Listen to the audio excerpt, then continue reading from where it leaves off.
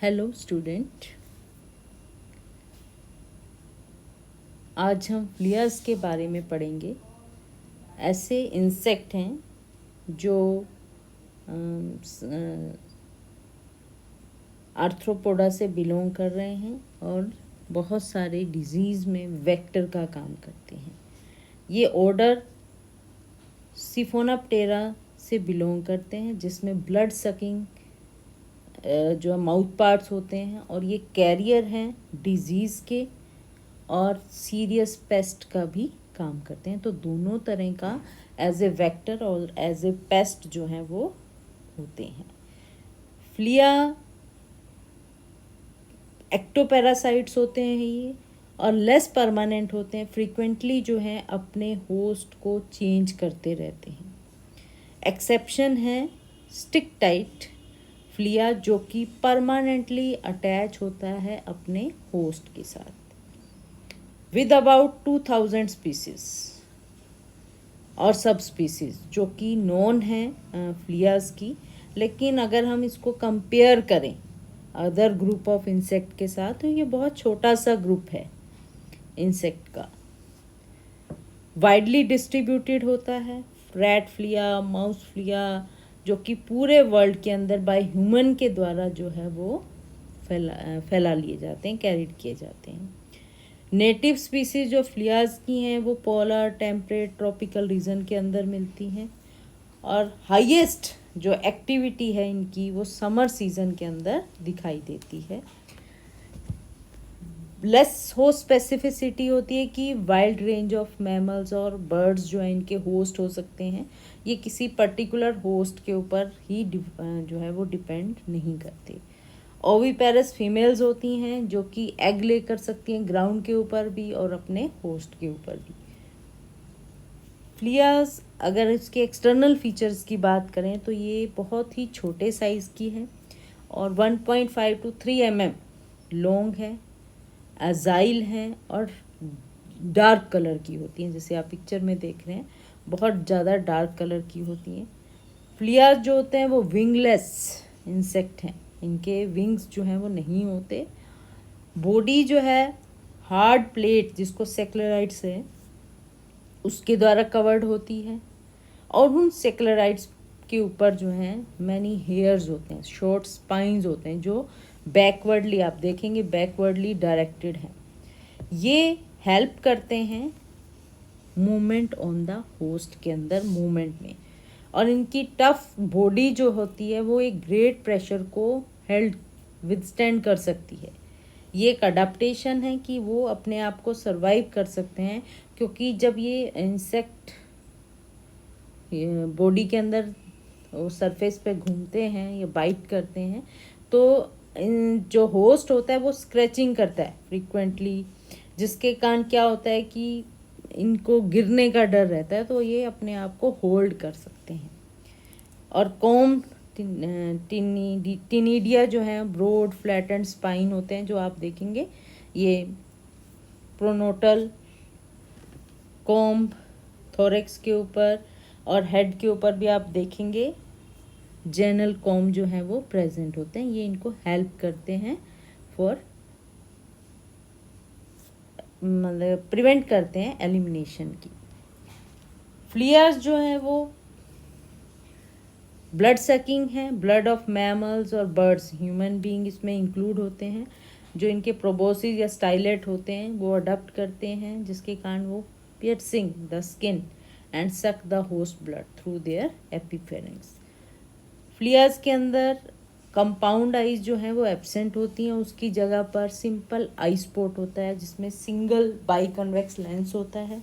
कुछ स्पीसीज के अंदर बिल्कुल ही आई जो है होती ही नहीं है। बॉडी जो है लेटरली कंप्रेस्ड होती है, permitting easy movement through the hair और feather of the host body. जिस होस्ट के ऊपर जो फैदर और हेयर ज़्यादा होते हैं उनके अंदर ये ज़्यादा देखने को मिलते हैं। फ्लियाज लेग जो होते हैं उनके टिप के ऊपर जो है स्ट्रॉन्ग क्लास होते हैं, जो भी एक अडेप्टेशन है होस्ट को ग्रास्प करने के लिए। उनके लेग्स जो हैं बहुत लंबे होते हैं। हाइंड पेयर ऑफ जो हैं वो वेल डेवलप होते हैं जंपिंग में। ये ऐसे इंसेक्ट हैं जो अपने आप को प्रोटेक्ट करने के लिए जंप कर जाते हैं, और इनकी जंपिंग जो है वो वर्टिकली भी हो सकती हैं और हॉरिजॉन्टली भी हो सकती हैं।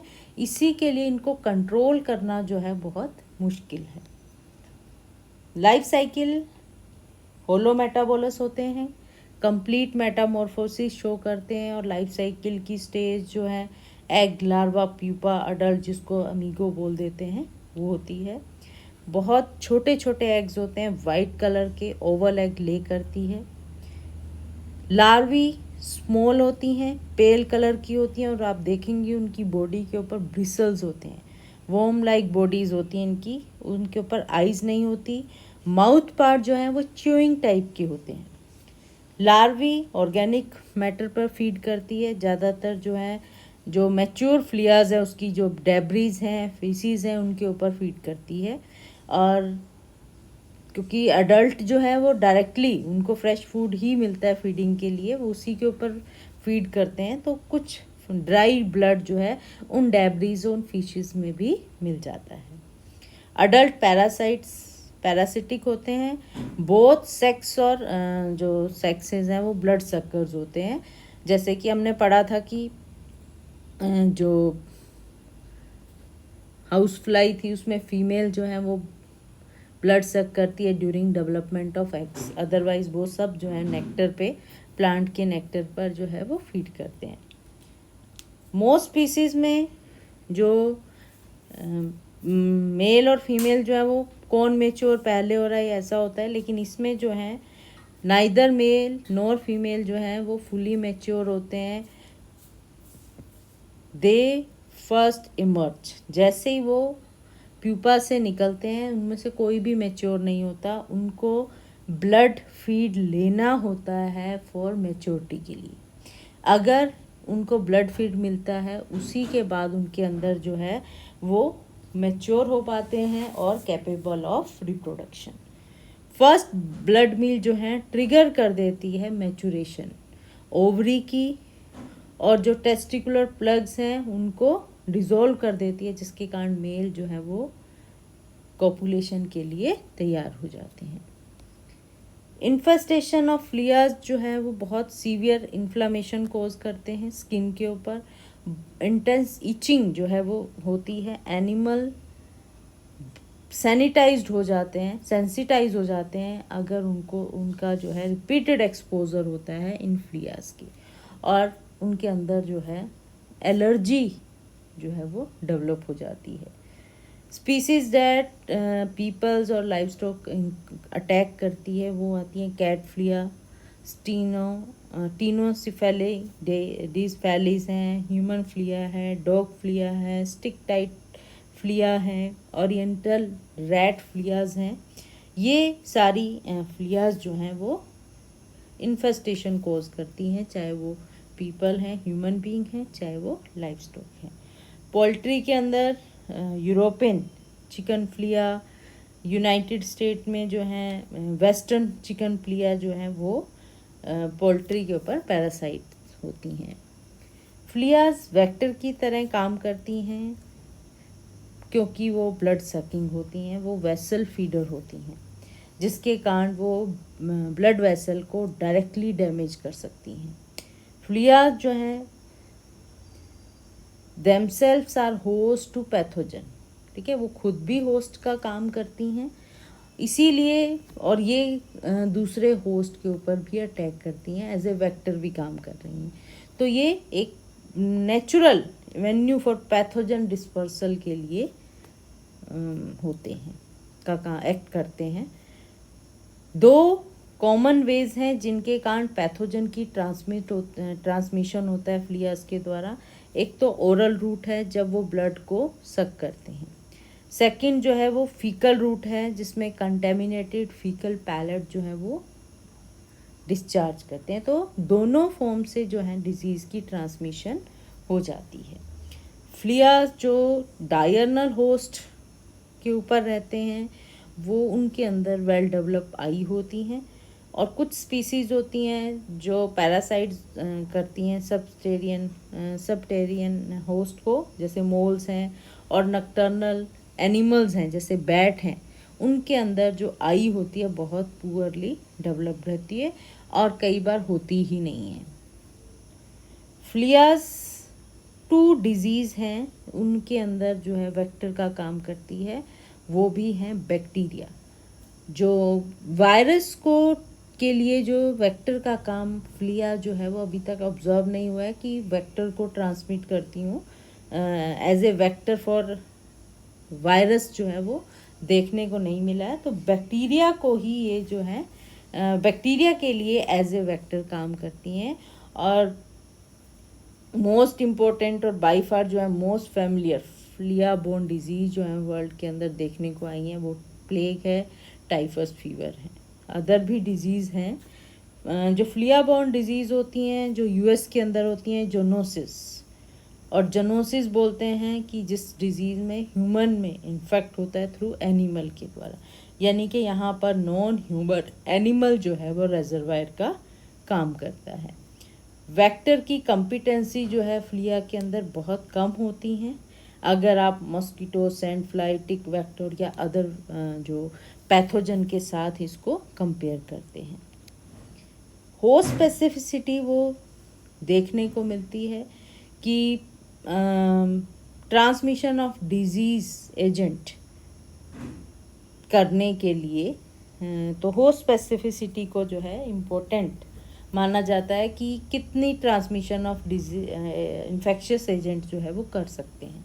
होस्ट जो हैं ऐसे होस्ट जो टैक्सोनॉमिकली रिलेटेड हैं, जिनकी इकोलॉजी सिमिलर है, वो likely to share flea species. ठीक है, वो आपस में फ्लिया स्पीसीज को शेयर कर लेते हैं जो कि टैक्सोनॉमिकली या इकोलॉजिकली काफ़ी मैच करते हैं। And have potential of hosting similar pathogen. ठीक है, होस्ट सिमिलर जो फ्लिया स्पीशीज को शेयर कर लेती हैं और पैथोजन को होस्ट कर सकती हैं।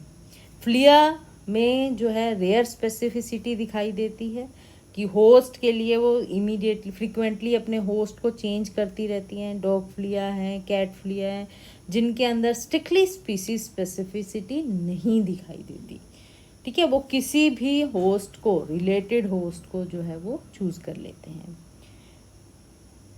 Mammal that have vast home range and do not inhibit den for rearing their young. ऐसे मैमल्स जिनका वास्ट होम रेंज है, यानी डिफरेंट होम में वो अपने आप को एडजस्ट कर लेते हैं और उन्होंने कोई स्पेसिफिक डेन नहीं है जिनके अंदर वो अपने यंग वंस को रेयर करें, ऐसे मैमल्स में कहता है फ्लियाज जो हैं वो कम दिखाई देते हैं। ठीक है, जो होस्ट चाहे वो मैमल्स हैं, बर्ड्स हैं, जिनके डेंस हैं, नेस्ट हैं, यानी कि एक स्पेसिफिक उनके पास हैबिटेट है, वहाँ पर फ्लिया जो हैं मोर स्पेसिफिक होते हैं।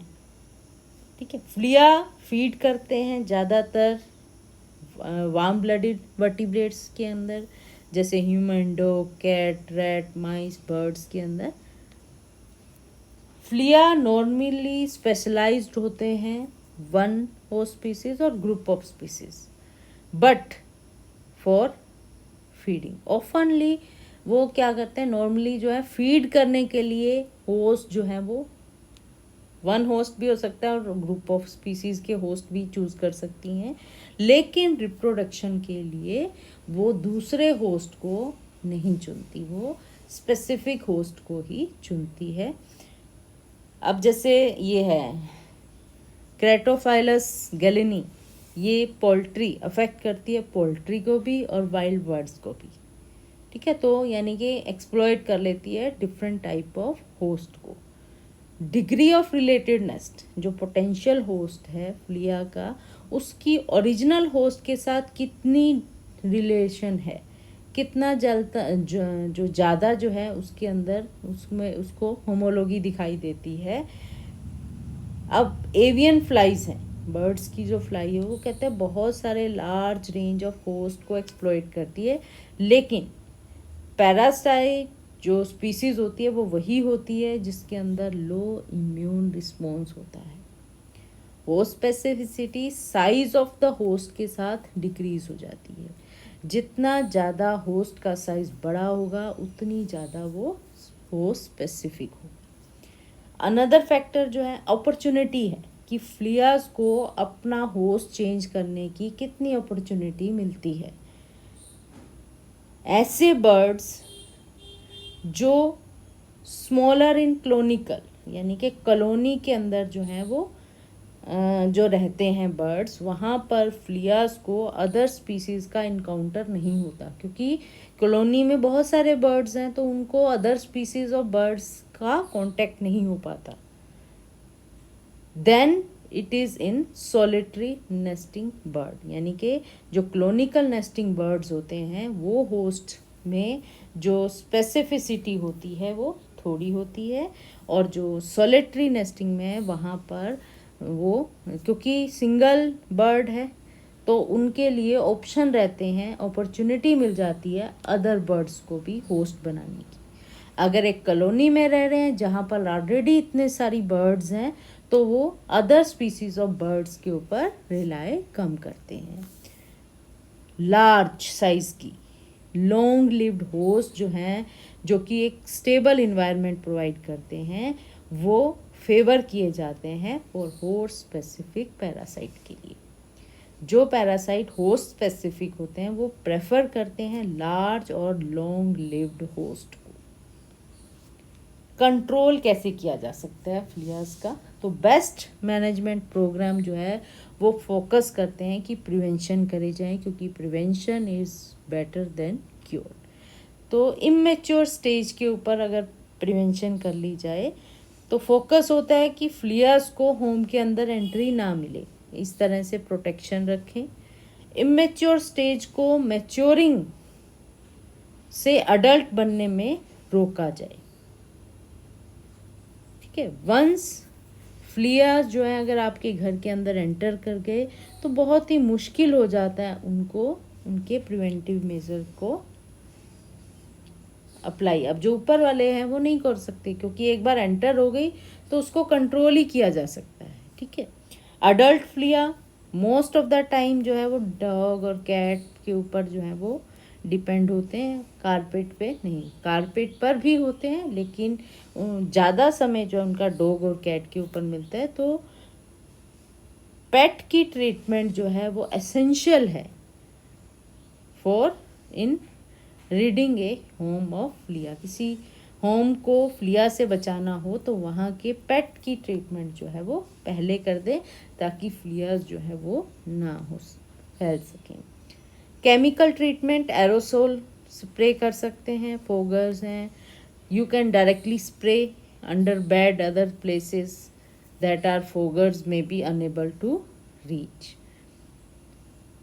चूज इंसेक्टिसाइड्स, ऐसे इंसेक्टिसाइड यूज़ करें जो अडल्ट साइड भी हों, जैसे परमीथ्रिन है, अडल्ट फ्लियाज को मार देते हैं। इंसेक्ट ग्रोथ रेगुलेटर हों, जैसे कि मीथोप्रीन और पायरीप्रोक्सीफेन है, जो एग लार्वी प्यूपी को कंट्रोल कर देते हैं।